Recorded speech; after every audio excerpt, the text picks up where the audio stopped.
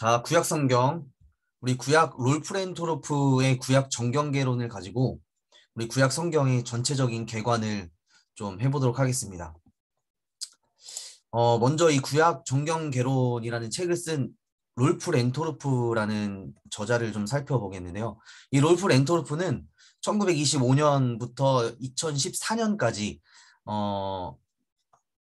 독일에서 활동한 학자로 볼 수가 있습니다. 렌토르프는 베텔 그리고 괴팅엔 하이델베르크에서 신학 공부를 했고, 하이델베르크에서 폰라트의 지도 아래에서 제사장계 문헌의 율법들이라는 논문으로 박사 학위를 받았습니다. 또 침멀리의 지도 아래서 구약 제사의 역사에 관한 논문으로 교수 자격 논문을 완성하였습니다. 그리고 1990년도에 하이델베르크 대학에서 구약학 교수로 재직하다가 은퇴를 하였습니다. 이 렌토르프의 주요 저서로는 오경의 전승사를 다루는 논문이 있고, 또 자신의 경전적인 연구 방법으로 구약 성경을 개관하고 있는 구약 정경개론 그리고 구약 정경신학이라는 1권과 2권이 있습니다.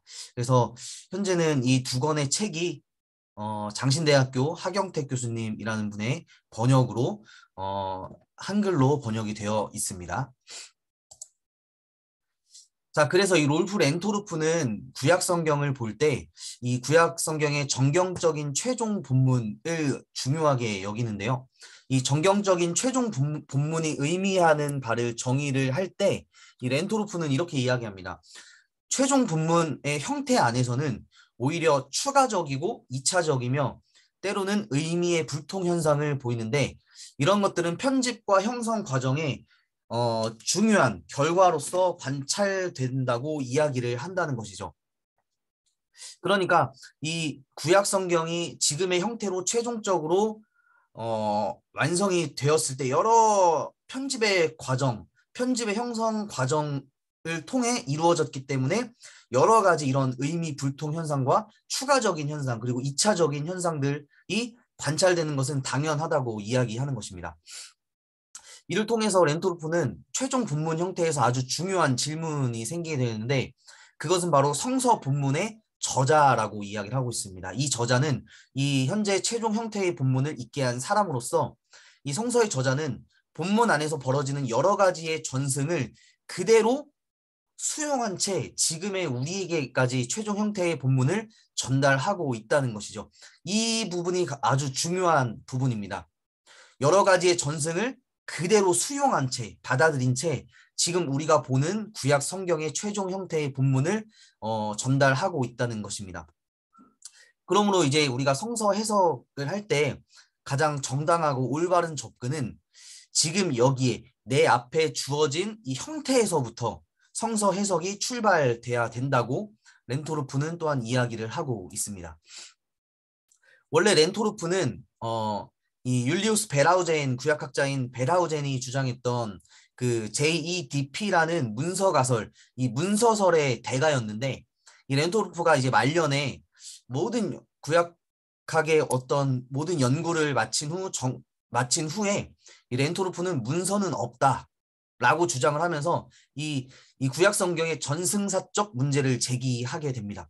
그러면서 렌토르프가 주장하는 것은 JEDP 이런 문서가 있었던 것이 아니라 구약 성경에는 큰 족장 전승, 출애굽 전승, 시내산 전승, 뭐 여러 가지 이런 전승들이 이야기 형태로 전승이 되고 있었는데, 이런 것들이 최소 단위의 이야기들이 뭉쳐져서 소단위가 되었고, 또 이것이 조금 더 뭉쳐져서 대단위, 그리고 지금 우리가 보는 최종 형태의 이런 구약 성경을 이루게 되었다는 그런 주장을 하게 되는 거죠.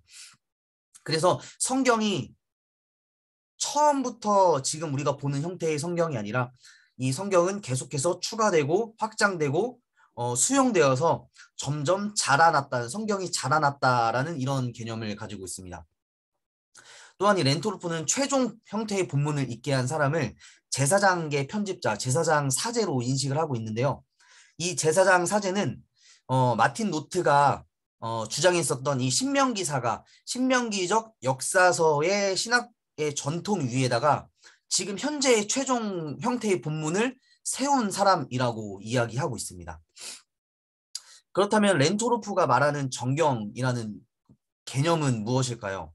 이 렌토르프는 이 현재의 성경 본문은 지금 우리가 가지고 있는 형태로서 유대교와 기독교 신앙 공동체의 신앙과 삶을 위한 토대이며 기준이 된다고 이야기하고 있습니다. 그러면서 두 가지의 전제를 이야기하는데요. 구약 성경은 그 자체로 하나의 신학책이다라고 이야기를 하는 것이죠. 구약 성경이 그 자체로 하나의 신학책이다라고 이야기합니다. 그리고 구약 성경 자체가 나름대로의 구상과 의도를 가지고 있는 하나의 신학책이라는 점을 강조하고 있습니다. 지금 우리가 히브리 성경, 구약 성경을 이렇게 읽어나가는 어떤 그런 흐름 속에는 나름대로의 신학과 구상과 의도를 가지고 있다는 것이죠. 이것을 이해하는 것이 아주 중요한 렌토르프의 관점이라고 볼 수가 있습니다.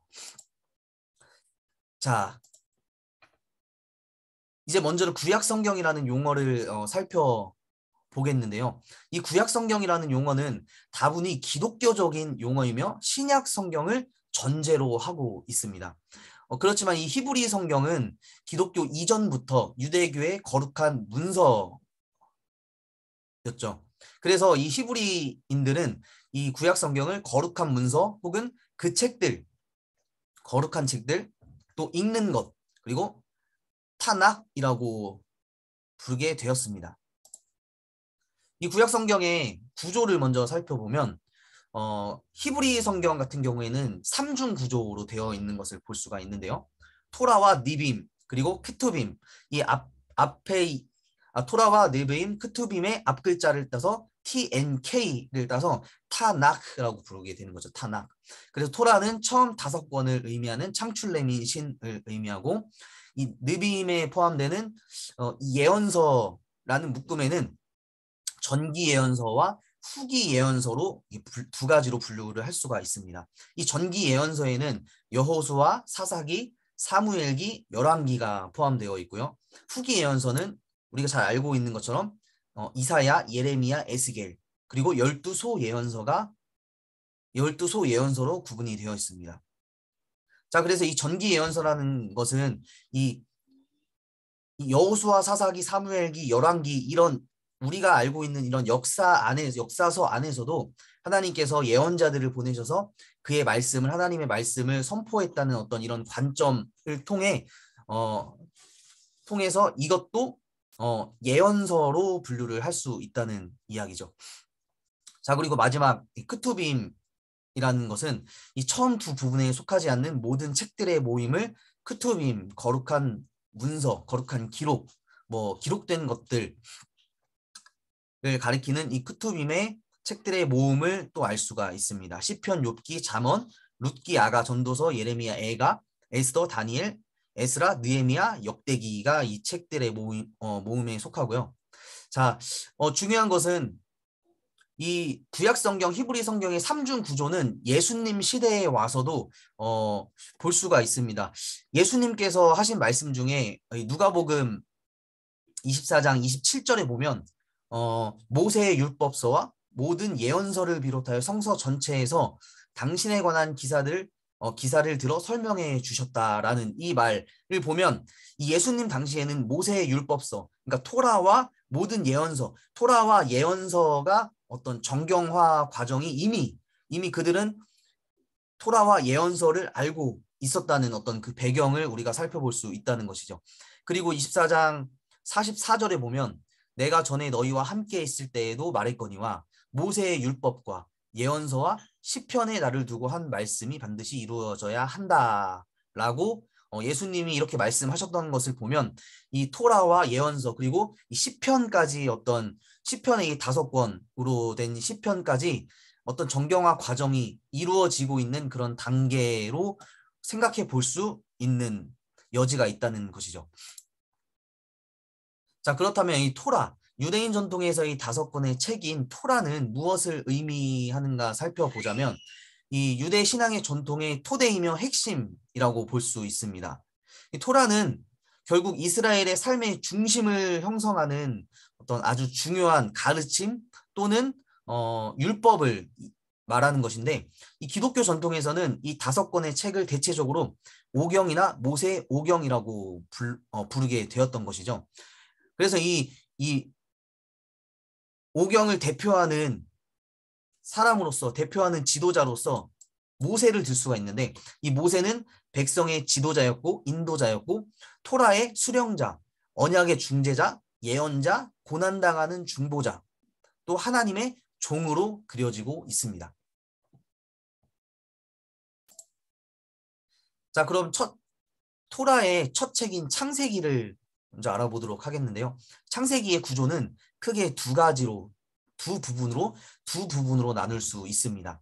1장부터 11장까지의 원역사, 그리고 12장부터 50장까지의 족장사로 나눌 수가 있습니다.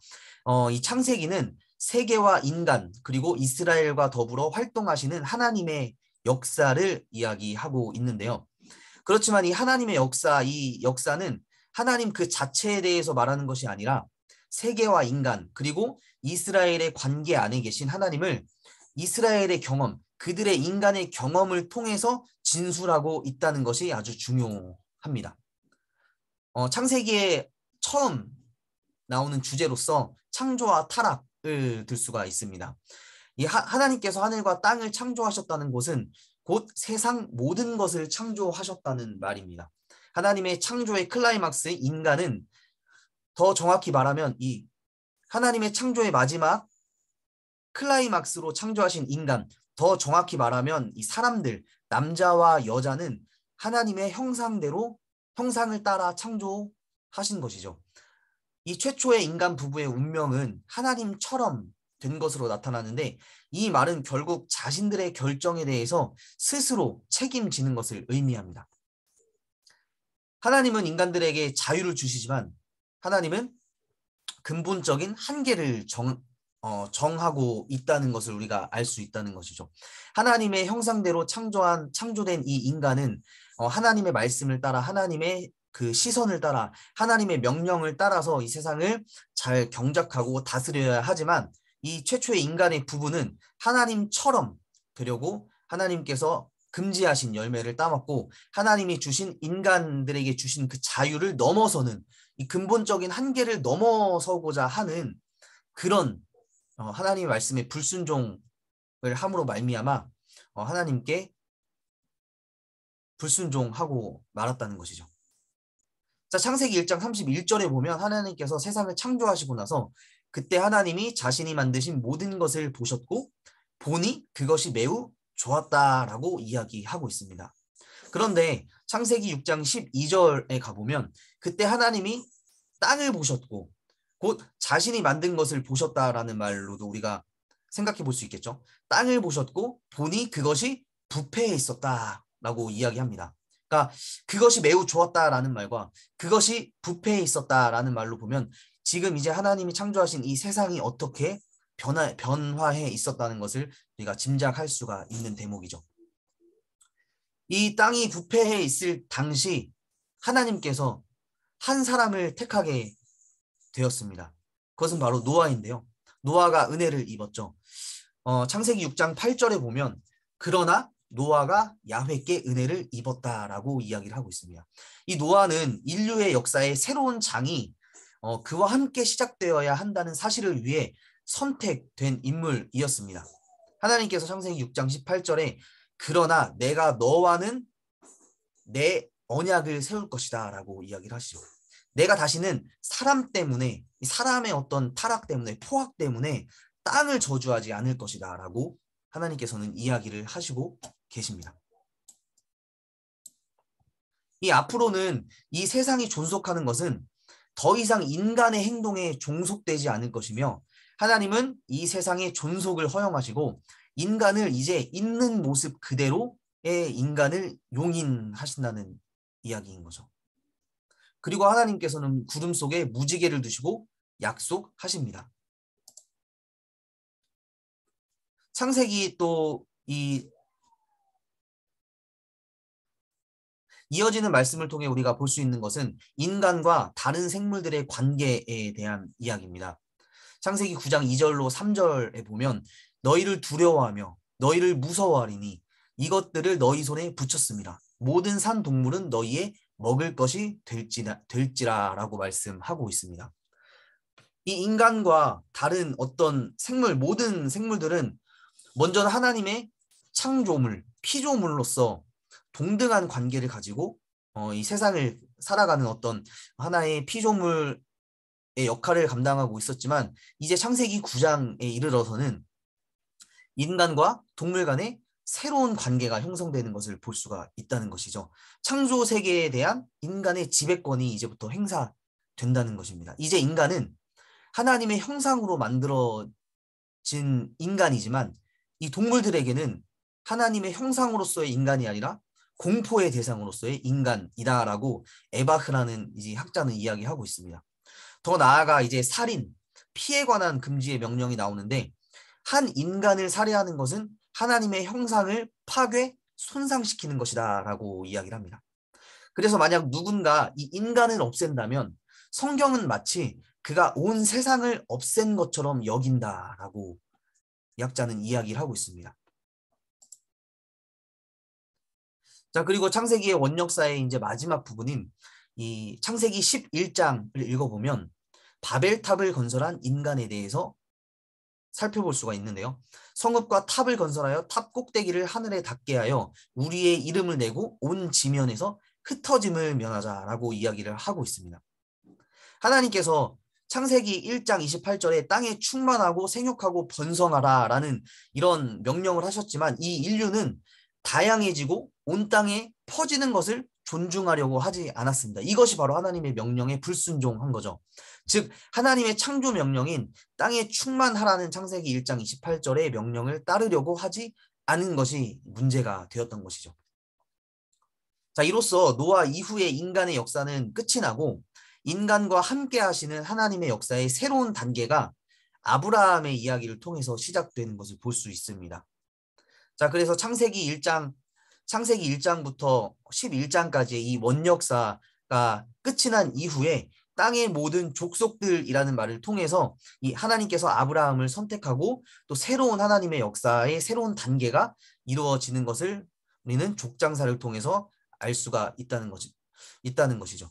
자, 정리하자면 원역사는 이 독자들에게 두 가지를 이야기하고 있습니다. 하나는 창조 세계의 위대함과 아름다움, 또 하나는 인간을 통한 창조 세계의 왜곡과 위기를 보여주고 있습니다. 그러나 이 원역사를 읽고 있는 독자들에게는 이 하나님이 인간의 죄악성에도 불구하고 하나님 자신이 창조하신 이 창조 세계를 보존하고 유지하고자 하신다는 사실을 또 독자들에게 확인을 시키고 있다는 거죠. 그래서 우리가 성경을 읽고 있는 이 독자들, 이 시점은 어디 있냐면 과거의 독자들이나 현재의 독자들은 바로 이 지점에 서 있다는 것이죠. 하나님의 창조 세계의 위대함과 아름다움을 보며 또 인간을 통한 창조 세계의 왜곡과 위기를 볼 수 있는 동시에 하나님은 인간의 죄악성에도 불구하고 하나님께서 창조하신 창조 세계를 보존하고 유지하고자 하신다는 그런 은혜의 사실을 확인하는 시점에 서 있다고 예레미야스는 이야기를 하고 있는 것입니다. 자, 넘어가서 이제 창세기의 두 번째 파트인 족장사에 대해서 알아보도록 하겠습니다. 창세기 12장부터 50장까지의 이 세계와 인간, 이 족장사는 이스라엘과 더불어 활동하신 하나님의 역사, 하나님의 활동하신 역사에 대해서 알 수가 있는데요. 먼저는 아브라함입니다. 하나님께서 아브라함에게 말씀하심으로 이 족장사가 시작되는 것을 볼 수가 있습니다. 창세기 12장 1절에 보면 그때 야훼께서 아브라함에게 말씀하셨다라고 이야기를 하고 있는데요. 뭐 너무나 유명한 말씀이죠. 이 성경의 일반 역사, 원역사가 끝난 후에는 하나님이 이제 아브라함에게 먼저 말을 걸어 오심으로써 특별한 역사인 이스라엘의 역사가 시작이 되는 것이죠. 이 아브라함은 노아 이후에 이 바벨탑, 인간들이 바벨탑을 쌓고 또 죄를 짓고 하나님께 반역한 이런 어떤 상황 가운데 하나의 또 다른 새로운 시작을 위해서 모든 세상의 열방 가운데 아브라함은 특별히 선택되었다는 것이죠. 그래서 이 성경에서는 아브라함이 이렇게 선택되었다는 이런 말을 다양한 방식으로 표현을 하고 있음을 볼 수 있습니다. 창세기 24장 7절과 여호수아 24장 3절에 보면 락하으라는 단어로 끌어내신다, 이끌어내신다. 그 땅에서 아브라함을 이끌어내셨다. 그리고 불러내셨다. 그리고 아셨다. 그리고 선택하신다라는 이런 다양한 언어적인 표현으로 다양한 방식으로 아브라함의 특별한 선택을 이야기하고 있는 것이죠. 그래서 아브라함을 부르신 것은 이런 근본적인 새로운 시작, 이스라엘의 새로운 역사의 시작을 의미하는데 이제 아브라함 그는 개인으로서가 아니라 나머지 모든 열방 가운데, 열방 세계 가운데 특별히 구별되었다는 것이죠. 그러니까 모든 민족 가운데 이스라엘의 어떤 특별한 사람으로서 구별되었다는 말입니다. 이 특별히 구별되었다는 것은 이 아브라함의 모든 삶의 조건들, 그리고 즉 땅과 친족과 아버지의 집으로부터의 분리를 명령하신다는 사실을 통해서 더욱 특별히 강조되고 있다는 거죠. 이런 땅과 친족, 아버지의 집으로부터의 분리가 그곳으로부터의 특별히 구별되었다는 것을 더욱더 강조하고 있다는 것으로 볼 수가 있습니다. 하나님께서 아브라함에게 어떤 말씀을 하셨냐면 이제 이 새로운 역사는 아브라함의 어떤 가족에 대한 족장에 대한 가족의 역사의 이야기라고 이야기의 형태로 시작이 되고 있는데 하나님께서는 내가 너에게 줄 땅으로 가라라고 이렇게 말씀하셨잖아요. 하나님께서 인도하시겠다던 그 땅은 어디인가요? 그 땅은 바로 가나안 땅이죠. 창세기 12장 6절에 보면 아브라함이 그 땅을 지나 세겜 땅 모래 상수리 나무에 이르니 그때의 가나안 사람이 그 땅에 거주하였더라라고 이야기합니다. 하나님께서 인도할 땅, 우리가 나중에 우리가 알 수 있겠지만 그 땅은 가나안 땅이지만 인도할 땅은 이 좋은 땅, 그리고 사람들이 살지 않은 어떤 그런 평화로운 땅이 아니라 이 하나님께서 이 아브라함을 통해 이스라엘의 역사를 시작하시는 그 땅은 다른 민족에게 소속된 사람들이 이미 살고 있는 땅에서 시작된다는 것이죠. 그래서 이 하나님의 백성의 역사는 이스라엘만의 독특한 이스라엘 혼자만의 역사가 아니라 다른 열방의 역사들과 긴밀하게 관계가 있다는 것이죠. 그래서 이스라엘의 역사는 좋든지 나쁘든지 싫든지 가깝든지 멀든지 상관없이 열방들 가운데 모든 민족들 가운데 포함되어져 있는 이 민족들 가운데 특별히 구별되어 있는 이스라엘의 역사라고 또한 볼 수가 있습니다. 하나님께서 아브라함에게 하신 말씀은 내가 그 땅을 너희에게 줄 것이다 라는 창세기 12장 7절의 말씀, 너희 후손들에게 내가 이 땅을 줄 것이다 라는 말씀을 하셨던 것이죠. 그래서 이 족장사는 하나님이 약속으로 주신 땅에서 벌어지는 이스라엘의 역사의 시작입니다. 그 약속으로 주신 땅에서 어떤 일들이 벌어지는 것이 바로 이스라엘의 역사잖아요. 그래서 창세기 12장 2절에 보면 내가 너를 큰 민족이 되게 할 것이다. 이 큰 민족이라는 것은 뭘까요? 큰 민족. 이 큰 민족이 되게 할 것이다라는 이런 말씀을 통해서 우리가 알 수 있는 것은 이 아브라함의 후손에 대한 문제가 여러 다양한 측면에서 드러나게 되는데 이것은 하늘의 별들과 땅의 티끌과 같이 이 후손들이 많아질 것이라는 말과 또 하나는 큰 민족, 심지어 많은 민족들이 될 것이다라는 그런 이야기입니다. 이 이야기의 시작은 이 아브라함의 아내였던 이 사라의 자식이 없음의 이야기가 시작이 되는데 사라와 하갈 그리고 이 두 여인 사이에서 벌어지는 갈등이 요인이 되고 있습니다. 그러나 하나님께서는 분명하게 사라를 통해서 아들이 태어나게 될 것이라고 이야기를 한다는 것이죠. 사라를 통해 태어난 아들이 누구죠? 바로 이삭이죠. 하나님께서 이제 이삭을 주시는데 아브라함은 하나님의 약속을 기다리지 못해서 기다리다가 이스마엘을 낳잖아요. 이 이스마엘보다 늦게 출생한 이 이삭의 늦은 출생을 통해서 알 수 있는 것은 바로 이삭과 이스마엘의 친족성에 관한 문제를 거론하고 있다는 것이죠. 이삭과 이스마엘은 나중에 이스라엘과 에돔 족속이라는 어떤 큰 민족 간의 갈등을 야기하고 있는데 친족성에 대한 문제를 거론하고 있다는 거예요. 즉 이스라엘은 그 가나안 땅에서 홀로 살고 있지 않으며 다른 민족들과의 어떤 관계 속에서 존재하는 이스라엘을 또 한번 강조한다는 것이죠.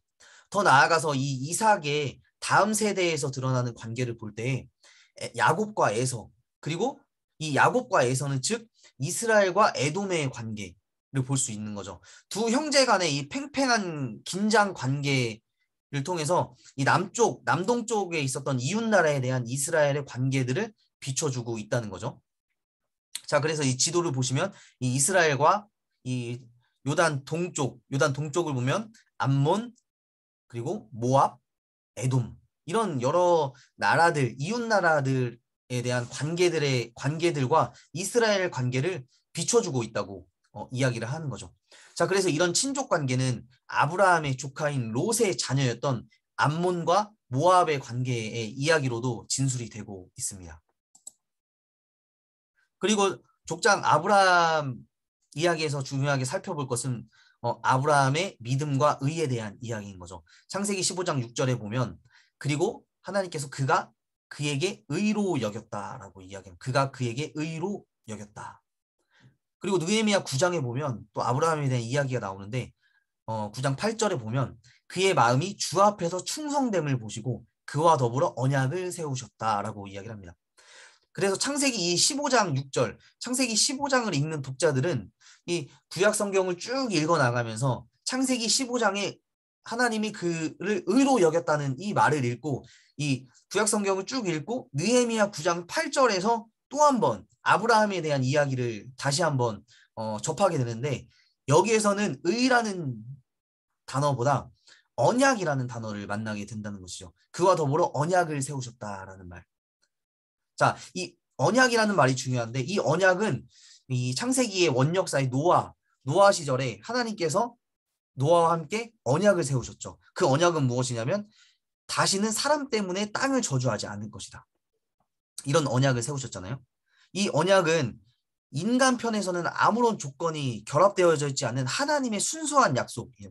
하나님께서만 하나님의 절대적인 약속이었던 거죠. 그러나 이 아브라함에 와서 하나님께서 아브라함과 맺은 이 언약은 두 가지의 측면을 가집니다. 하나는 하나님의 약속과 또 하나는 인간의 응답이라고 볼 수 있는 거죠. 그래서 하나님이 약속하신 이 언약을 인간이 지켜야 하는 인간의 응답으로 볼 수 있다는 것입니다. 언약을 지켜라. 곧 이것은 할례라는 언약의 표징으로 이제 나타나게 되면서 이것은 이스라엘 사람, 앞으로의 이스라엘 모든 민족의 어떤 조건적인 의무가 되는 것이죠. 자, 그러나 이 인간이 이 약속을 지키지 않을 때에도 이 하나님의 언약은 유효하다고 볼 수가 있습니다. 그리고 창세기 22장의 어떤 이야기를 통해서 우리는 또 하나의 신학적 진술을 우리가 만나게 되는데 그것은 바로 하나님이 아브라함을 시험하시고 계신다는 것입니다. 이 시험 이야기는 역설을 포함하고 있다고 렌토르프는 이야기하는데요. 하나님께서 아브라함에게 말씀하셨던 이 시험은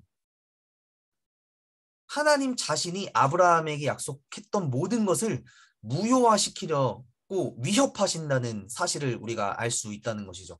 하나님께서 이삭을 주시고 모든 민족을 번성하게 큰 민족을 이루겠다고 하셨는데 그 이삭을 죽이라고 시험한다는 것은 바로 하나님이 약속했던 모든 것을 무효화시키려는 어떤 이런 역설을 담고 있다는 것이죠.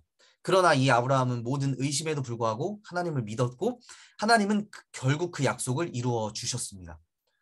그래서 성경의 많은 인물 중에 이 아브라함은 이스라엘에 대한 하나님의 언약의 특별한 관심을 최초로 경험한 사람으로 볼 수가 있습니다. 땅에 대한 약속, 그리고 많은 후손과 복주심의 약속, 이 언약에 대해 아브라함은 모든 남자들이 할례를 받게, 이스라엘의 모든 남자들에게 할례를 받게 함으로써 하나님 앞에 응답을 해야 했다는 것이죠.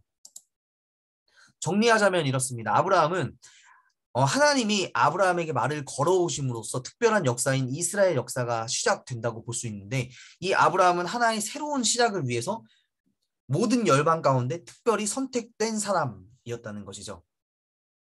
이 아브라함을 통해서 이스라엘 역사는 시작되는데 다른 민족들이 소속된 사람들, 그러니까 다른 사람들이 살고 있었던 사람들의 땅에서 이 이스라엘 역사는 시작된다는 어떤 그런 이야기였고 하나님의 백성의 역사는 그래서 다른 열방의 역사와 긴밀한 관계가 있었다라고 볼 수 있습니다.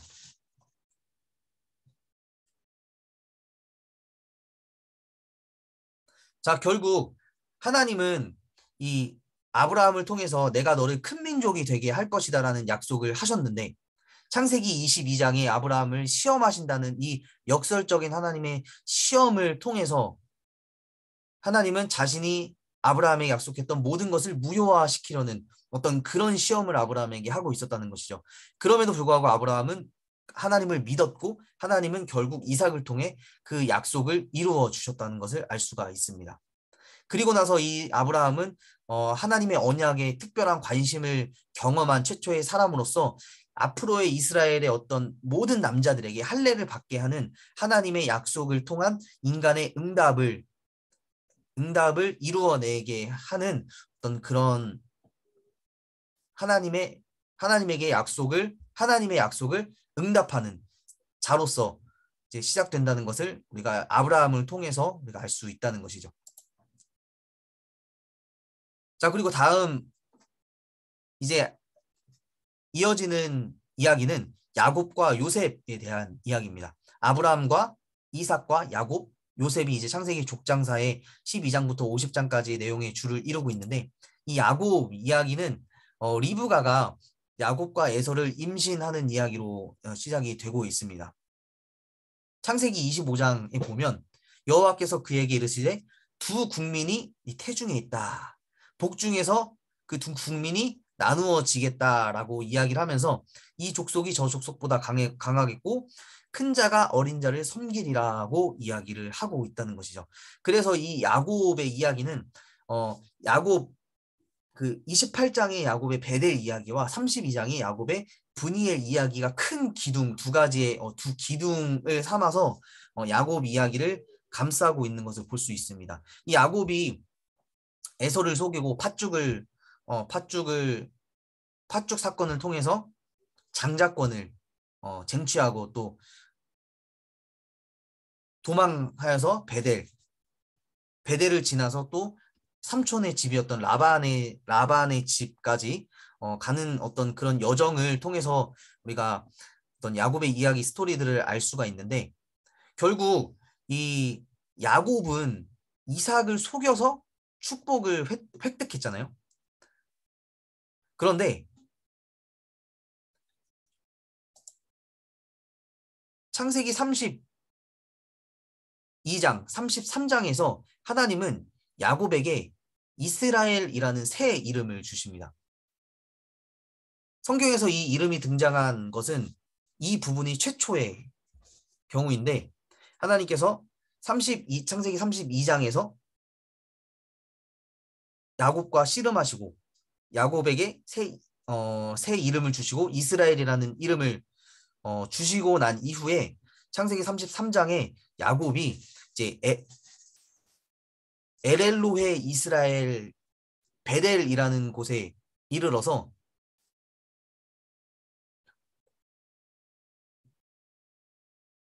야곱이 이제 가나안 땅 세겜 땅으로 돌아와서 그곳에 장막을 치고 거기에서 이 제단을 쌓고 이름을 엘엘로헤 이스라엘이라고 부르게 되었죠.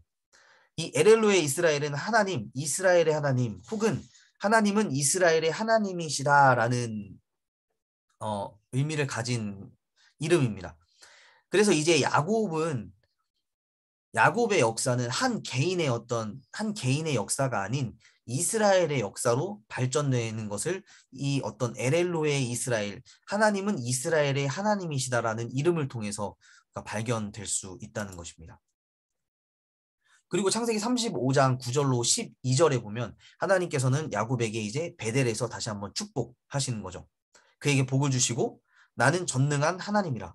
생육하고 번성하라 한 백성과 백성들의 총회가 내게서 나오고 왕들이 내 허리에서 나올 것이다. 내가 아브라함과 이삭에게 준 땅을 내게도 주고 내가 내 후손에게도 그 땅을 주리라 하셨다라고 이제 축복하시죠. 그리고 그 이후에 요셉의 이야기가 나오는 것을 볼 수가 있습니다. 그리고 46장 1절로 4절에 다시 한번 애굽으로 내려가기를 두려워하지 말라. 내가 거기서 너로 큰 민족을 이루게 할 것이다. 내가 너와 함께 애굽으로 내려가겠고 반드시 너를 인도하여 다시 올라올 것이며 요셉이 그의 손으로 내 눈을 감기리라 하니라. 그러니까 하나님께서 이스라엘 야곱이었던 이스라엘에게 이제 모든 민족, 큰 민족을 이루게 할 것이라는 그 약속을 성취하는 어, 그 언약을 성취하는 것을 야곱의 때에서 이제 이루게 할 것이다라고 하나님께서는 말씀을 하시는 거죠. 자, 이 중간에 야곱 이야기, 이 두 가지의 야곱의 축복의 중간에 들어가 있는 이야기가 바로 요셉 이야기로 볼 수 있습니다. 이 요셉의 이야기는 창세기 37장부터 50장까지로 볼 수가 있는데 요셉의 이야기는 매우 다양한 방식으로 읽을 수가 있습니다. 이 현재의 요셉 이야기의 맥락에서는 가나안 땅에서 이루어지는 족장들의 이야기와 이집트에서 벌어지는 이스라엘 백성의 이야기에 연속 사이에서 필수적인 가교 역할을 한다고 볼 수가 있는 거죠. 가나안 땅에서 이루어지는 족장들의 이야기와 이집트에서 벌어지는 이스라엘 백성의 이야기에 다리를 놓는 그런 역할을 하는 것이 바로 요셉의 이야기로 볼 수가 있습니다. 또한 이 요셉의 이야기는 지혜문학적인 교훈이라는 특징을 가지고 있는데요. 요셉이 최고의 교육과 훈련을 받았고 어떤 경건과 처세술을 동시에 겸비한 젊은이라는 점에서 지혜문학이 가지고 있는 구체적인 어떤 이런 표현들을 통해서 요셉 이야기를 또 여러 가지 다양한 방식으로 읽을 수 있다는 것이죠. 이제까지 렌토로프가 중요하게 이야기했던 것은 원 역사, 한 개인의 역사를 통해서 그 개인의 역사로부터 시작해서 이스라엘의 역사가 하나님의 이 생육하고 번성하라는 이 언약이 계속해서 이스라엘 민족까지 흘러가고 있다는 것을 강조하고 있다는 것을 볼 수가 있습니다. 창세기 1장 22절부터 시작해서 1장 28절, 8장 17절, 그리고 출애굽기 1장 7절까지에 이르러서 결국 이스라엘 자손은 생육하고 불어나 매우 번성하고 강하여 온 땅에 가득하게 되었더라고 이 언약이 하나님의 언약이 성취가 되는 것을 이 이스라엘 민족을 통해서 성취가 되었다는 것을 볼 수가 있죠. 자, 다시 요셉 이야기로 넘어와서 이 요셉의 행동을 통해서 우리가 또 알 수 있는 것은 이 요셉의 행동은 완전하게 요셉의 신앙적인 확신에 의해서 결정된다고 볼 수가 있습니다.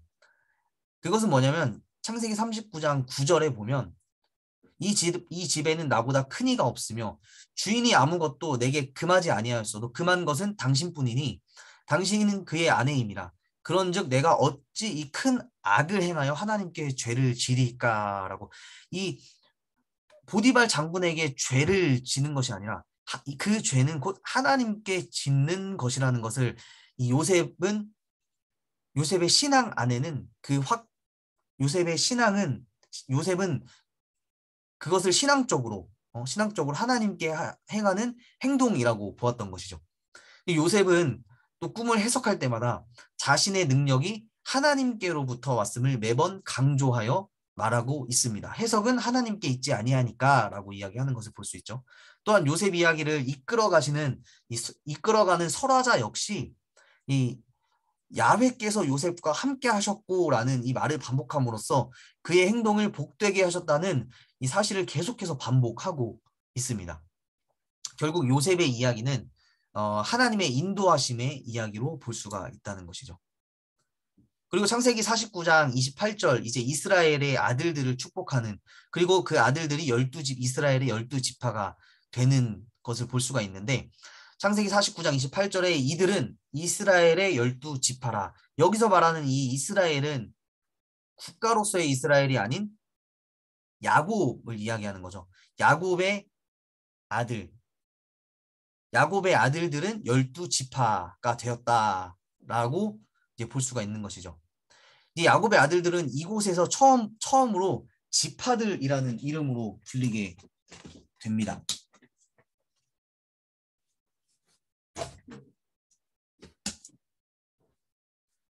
이제 곧 야곱은 이스라엘의 아들들, 곧 지파들의 아버지가 되었고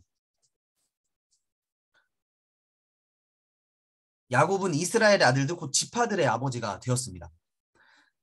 자, 이렇게 창세기 12장 1절부터 시작되는 족장사의 처음 아브라함에 대한 축복, 이 아브라함에 대한 축복은 이 출애굽기의 시작을 알리는 창세기 49장 야곱과 이스라엘의 12지파에게 하는 축복으로 이렇게 쌍을 이루고 앞과 뒤, 처음과 마지막에 이런 쌍을 이루면서 족장사의 처음과 출애굽기의 시작을 알리는 이런 문학적인 구조를 통해 우리가 또 하나님의 언약에 대한 축복이 어떻게 이루어 가고 있는지를 알 수가 있다는 것이죠.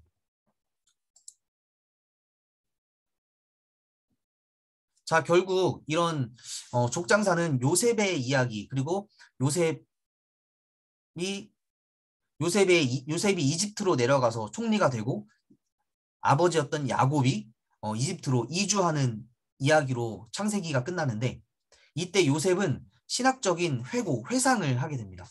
창세기 45장 4절로 8절에 보면 하나님이 당신들보다 나를 먼저 이곳에 보내셨습니다. 하나님이 생명을 구원하시려고 나를 당신들보다 이곳에 먼저 보내셨다.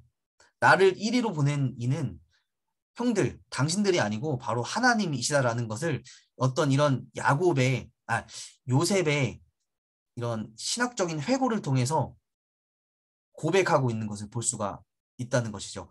창세기 50장 20절에 보면 마지막에 당신들은 나를 해하려 하였으나 하나님은 그것을 선으로 바꾸사 오늘과 같이 많은 백성의 생명을 구원하게 하시려 하셨나니라고 이 요셉의 신학적인 회고를 만나게 될 수 있다는 것이죠. 그래서 결국 창세기의 마지막은 이스라엘이 이집트로 내려가는 이야기로 끝을 내고 있는 것을 볼 수가 있습니다.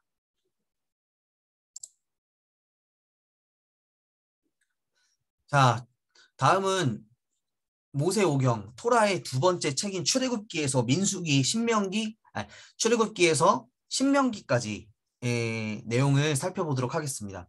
자, 출애굽기의 첫 주제는 그들이 그 이스라엘 야곱의 후손들이 그 땅에 가득했다라고 이제 볼 수가 있습니다. 자, 출애굽기 1장 1절부터 7절을 보면 이 출애굽기의 첫 번째 문장 히브리 성경의 이름은 바로 쉐모트라는 이름들입니다. 이름들. 그래서 이것이 이집트로 내려간 이스라엘 아들들의 이름들이다라는 말로 시작이 되고 있습니다. 결국 이 이스라엘의 아들들이 이집트로 내려오면서 7절에 보면 이스라엘 자손은 생육하고 불어나 번성하여 매우 강하여 온 땅에 가득하게 되었더라라고 성경은 말씀하고 있습니다. 자, 이제 이스라엘 민족의 역사를 위한 하나의 창조적인 새로운 시작을 의미하는데, 이런 창조적인 새로운 이스라엘의 역사의 시작은 그들이 살고 있지 않았던 땅, 곧 이집트에 있었던 땅, 그 땅에서 이런 창조적인 새로운 시작을 맞게 되는 것이죠. 그들은 그 땅에서 거류민의 신분이었고, 그 거류민의 신분을 가진 이스라엘 민족은 1장 7절에서 말하는 것처럼 수가 많아졌고 강해졌다는 것은 바로 그 이집트 땅, 그 땅에서의 새로운 갈등을 유발시키는 것으로 이야기를 시작한다고 볼 수가 있습니다. 그것은 요셉을 알지 못했던 새로운 왕의 등장을 통해서 새로운 갈등이 일어나는 것을 볼 수가 있는데, 이 새로운 왕은 이전의 역사를 알지 못했거나 또 알려고도 하지 않았거나 요셉이 어떻게 파라오의 궁에 들어왔는지, 또 요셉이 이집트에 어떤 공헌을 했는지, 그의 가족이 이집트로 어떻게 올 수 있었는지 전혀 알지 못했습니다. 이 새로운 왕은 더 이상 그들을 요셉 또는 야곱의 가족이 아닌 이스라엘 자손의 백성, 암브네이 이스라엘로 인식을 하고 있다는 것이죠. 그래서 이제 이스라엘은 민족으로서 전체로서 행동하고 고난당하는 하나의 집단적인 실체로 나타난다는 것을 볼 수가 있습니다. 이런 가운데 이스라엘 백성들은 자신들을 변호해줄 대표자도 없었고 억압 가운데 말없이 애굽 땅에 버려져 있어야 했다는 것이죠. 하나님도 이때는 침묵하십니다. 그러면서 이 새로운 왕, 애굽의 왕 파라오의 정책은 무엇이었냐면 이스라엘 사람들이 자꾸 강해지고 불어나고 번성하니까 세 가지의 정책을 볼 수 있는데 첫 번째로는 강제 노동에 투입하도록 명령을 합니다. 그리고 새로 태어나는 모든 남자아이를 태어날 때 죽이라고 명령을 하게 되는 것이죠. 세 번째, 모두를 살해하라는 명령을 내리게 됩니다. 이런 애굽의 파라오의 왕의 정책을 통해 독자들이 알 수 있는 것은 이미 하나님과 이 파라오의 싸움에서 파라오는 이 패배했다는 사실을 이미 보여주는 것이죠. 우리가 이 성경을 읽고 있는 독자들은 이런 애굽의 파라오의 왕의 정책 그 뒤에서 보이지 않는 어떤 하나님의 행동이 있다는 것을, 하나님의 승리의 행동이 있다는 것을 알 수가 있다는 것입니다. 그러면서 이제 이스라엘에도 한 명의 사람이 등장하게 되는데 바로 모세라는 인물이 등장을 하게 됩니다. 이 모세라는 사람이 등장하는 것은 어떤 여러 가지의 이야기를 통해서 모세의 등장을 알리고 있는데 모세의 이름은 이집트어와 히브리어가 있습니다. 이집트어로 이 모세는 투트모세라는 이름으로서 어떤 신이 그를 낳았다라는 뜻을 가지고 있고 이 히브리어 이름으로는 내가 그를 물에서 건져냈다라는 이름의 뜻을 가지고 있는 것을 볼 수가 있습니다. 그래서 이 한 이스라엘의 남자아이가 태어나고 이 아이는 원래 죽어야 되는 거죠. 죽여야 되는 거죠. 그런데 이 아이는 이 출애굽기를 읽어보면 아주 기상천외한 방식으로 박해를 벗어나서 나일강의 갈대 상자 안에 버려지게 되죠. 원래는 나일강에 던져서 아이를 죽이라고 했지만 이 아이는 죽임을 당하려고 나일강에 던져지는 것이 아니라 구원을 받도록 나일강에 위탁이 된다는 겁니다. 던져지는 것이 아니라 위탁이 된다는 거죠. 바로 구원을 상징하는 거죠. 그래서 이 아이는 이제 어디로 가게 되냐면 결국 이집트의 궁정으로 가게 됩니다.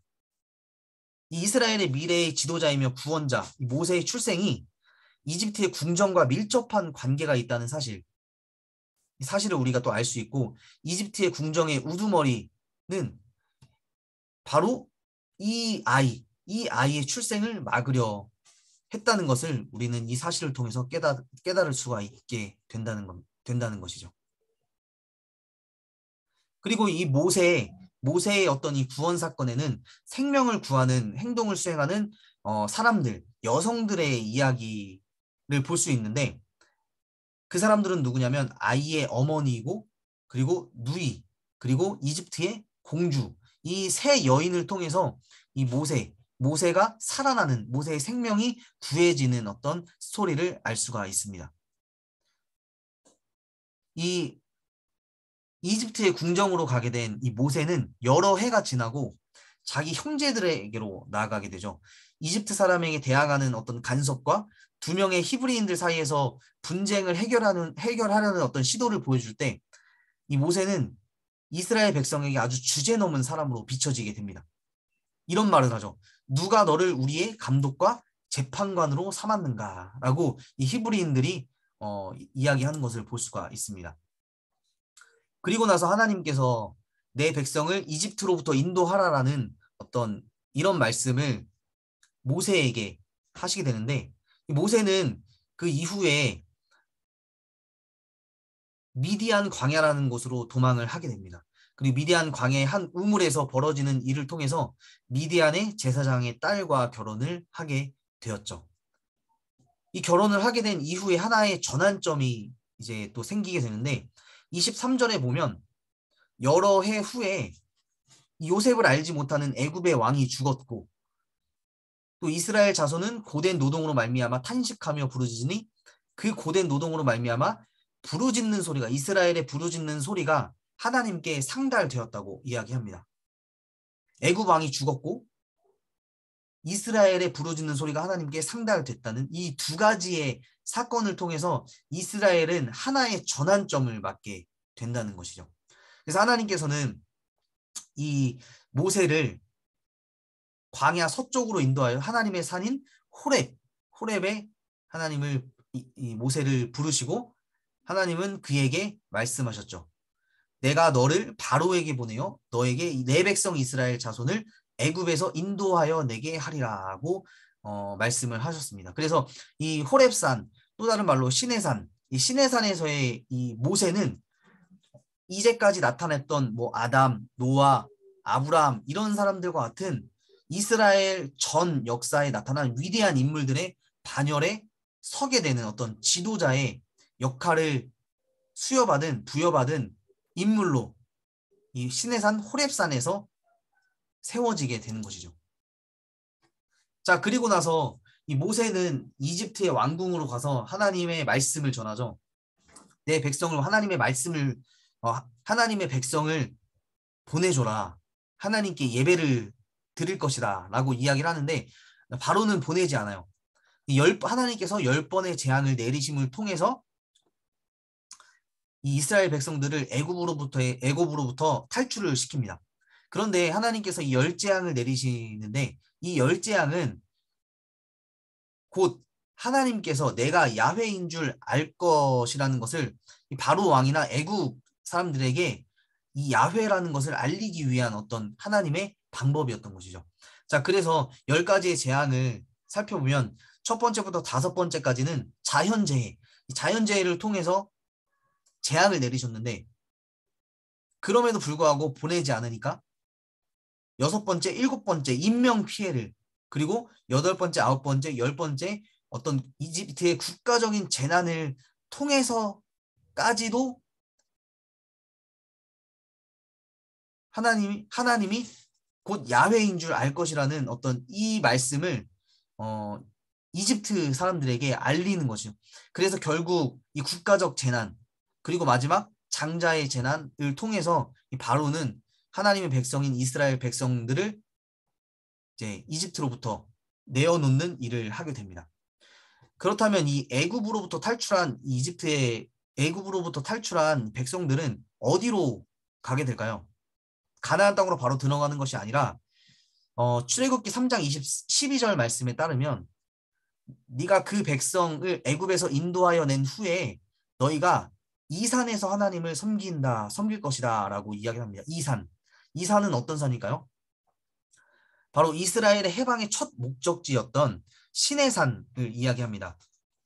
그래서 이 시내산에서의 체류는 이 단순히 가나안 땅으로 가기 전에 중간 체류지로서로 나타나지만 다른 한편으로서는 이스라엘의 법과 어떤 제2의 근본적인 구조들이 매우 상세하게 확정되고 전개되면서 아주 중심적인 어떤 하나의 위치를 차지하고 있는 것을 볼 수가 있다는 거죠. 이 시내산에서의 머물렀던 이스라엘 어떤 일들이 있었을까요? 이스라엘 자손이 애굽 땅을 떠난 지 3개월이 되던 날에 그들이 시내 광야에 머물렀더라고 이야기를 하고 있습니다. 이 시내산이라는 이곳은 이집트 탈출로부터 최종적이고 궁극적인 어떤 목적지는 아닐지라도 단순한 중간 체류지 이상의 의미를 가진다는 것이죠. 이스라엘은 이곳에서 하나님께 지시를 받는데 이스라엘은 하나님의 지시에 따라서 자신들의 삶을 형성해야 한다고 이야기하고 있습니다. 그것은 곧 제사장 나라와 거룩한 백성이 되는 하나님과의 언약 백성에 관한 관계이죠. 출애굽기 20장, 그리고 21장, 23장, 25장부터 30장, 35장부터 40장에 나오는 십계명과 계약법전, 그리고 성막에 관한 이 법을 통해서 하나님과의 언약이 이루어지고 제사장 나라와 거룩한 백성으로서의 어떤 삶을 형성해 나가는 아주 중요한 지시를 받게 되는 것이 시내산이라고 이야기를 합니다. 그리고 이 시내산에서 1년 동안 머무르면서 하나님이 회막에서 모세를 부르시고 그에게 말씀하셨던 것이 바로 레위기의 어떤 제사법, 레위기의 율법들로 이야기를 할 수가 있습니다. 이 레위기에서 가장 중요한 것은 아무래도 내가 거룩하니 너희도 거룩하라는 하나님의 이 거룩하라는 말씀이겠죠. 이 레위기의 어떤 전체적인 율법들을 보면 부정한 동물을 멀리하기, 신체의 부정을 제거하기, 성관계와 가족에 관한 법, 그리고 제2 규정들, 제사장에 관한 특별 규정들, 수학과 관련된 축제들, 토지 매매와 안식년에 관한 규정들, 나그네 환대에 관한 규정들, 이런 여러 가지 많은 규정들이 나오는데 이때 많은 규정들은 이 약속의 땅, 나중에 알게 되듯이 가나안 땅에서 사는 이스라엘의 삶을 전제로 한 규정들입니다. 결국엔 이 레위기에 나오는 이런 규정들은 광야에서 지키는 것이 아니라 가나안 땅에 들어간 약속의 땅에 들어간 이후에 이스라엘의 삶을 전제로 하는 어떤 지켜야 할 규정들이라는 거죠. 중요한 것은 이것입니다. 이 말씀들 안에는 만약, 만일, 이 만일이라는 말을 통해서 이 하나님과의 약속에 대한 상호성을 의미한다는 것을 볼 수가 있는 거죠. 만일 너희가 이것을 지킬 경우에는 이렇게 될 것이고 지키지 않을 경우에는 이렇게 될 것이다. 그런 말씀들이 레위기에 있다는 것을 볼 수가 있습니다. 그리고 민수기 10장 10절에서 보면 이제 시내산에 도착한 지 거의 정확하게 1년 만에 이스라엘 백성들이 광야를 출발하는 이야기를 만나게 됩니다. 둘째 해, 둘째 달 20날에 이스라엘 백성들이 출발했다라는 민수기 10장 11절의 증언에 따르면 이 민수기에서는 전체적인 이야기는 무엇보다 이 백성들의 광야에서 불평이 도드라지게 나타나고 있는 것을 볼 수가 있습니다. 이 민수기의 핵심적인 공간인 이 광야에서 이 백성들은 하나님을 만났고 하나님이 이 출애굽을 경험하게 해주셨지만 그 하나님 야훼를 경험했음에도 불구하고 이 백성들은 하나님께 불평한다는 사실을 민수기를 통해서 볼 수가 있죠. 그래서 이 민수기는 이스라엘 백성의 모든 역사를 위한 본보기로서의 성격을 가진다고 볼 수 있습니다. 민수기에서 이스라엘 백성의 불평하는 모습을 보면 이스라엘의 모든 역사의 어떤 불평과 불순종과 이런 것을 본보기로서 알 수 있는 성격을 지녔다는 거죠. 그래서 이제 민수기의 결말은 마지막 이제 가나안 땅 동쪽에 있었던 모압 평지에 이르는 어떤 그런 스토리로 마무리를 지으면서 이 신명기가 연결이 되는 것을 볼 수 있는데 이 신명기는 이것들 말씀들이다라는 드바림이라는 히브리어로 모세가 죽기 전에 했던 긴 연설로 볼 수 있습니다. 이 긴 연설을 신명기는 거의 완전하게 모세의 발언으로 진술이 되고 있다는 것을 볼 수가 있습니다. 이 신명기는 이야기, 서사적인 요소를 거의 포함하고 있지 않고 이 히브리어 성경 중에 가장 작은 신학적인 책이라고도 이야기할 수 있다는 것이죠.